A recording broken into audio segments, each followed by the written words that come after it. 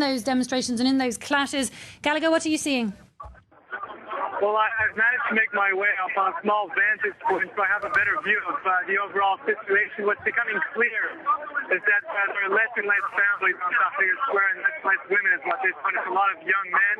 I'm seeing one of the young men with a loudspeaker basically calling on the crowd not to run, not to be afraid, to walk, to act civilized and not engage in violence. They're very much trying to muster up some courage and get organized to basically confront what could be described as a pretty violent assault. It's a pretty chaotic movement of the crowd, sort of going in pretty much every direction. I'm seeing people climbing up on the tanks as well, which is something I hadn't seen up until now. Now, I don't know if that means that the army has been completely overwhelmed down that main avenue that goes right by the National Egyptian Museum. You know, that's a pink reddish building that we've been showing and seeing so much in the past few days. That are positioned right by it, right there. That was serving as a sort of a buffer zone between both camps. There's people on top of those tanks right now. But again, in the anti-Mubarak camp, you can tell that people are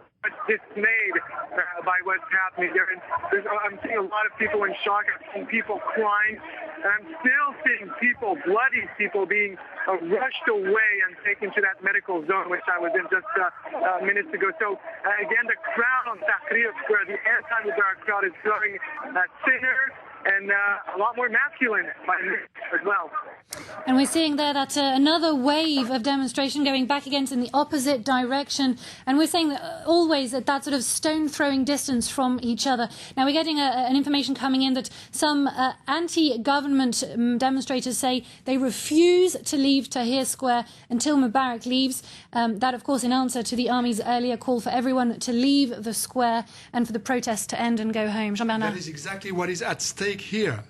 Will they leave the square? If they leave the square, if they left the square, it would be the end of the movement that demands Mubarak's departure now. And that's exactly why they don't want to leave. And that's exactly why they are being attacked by those forces of pro-Mubarak whose goal is exactly this, to have them leave the square and empty the Liberation Square, who has become the symbol of this movement, the symbol of this Egyptian movement, to demand Mubarak's removal not only in September, but now.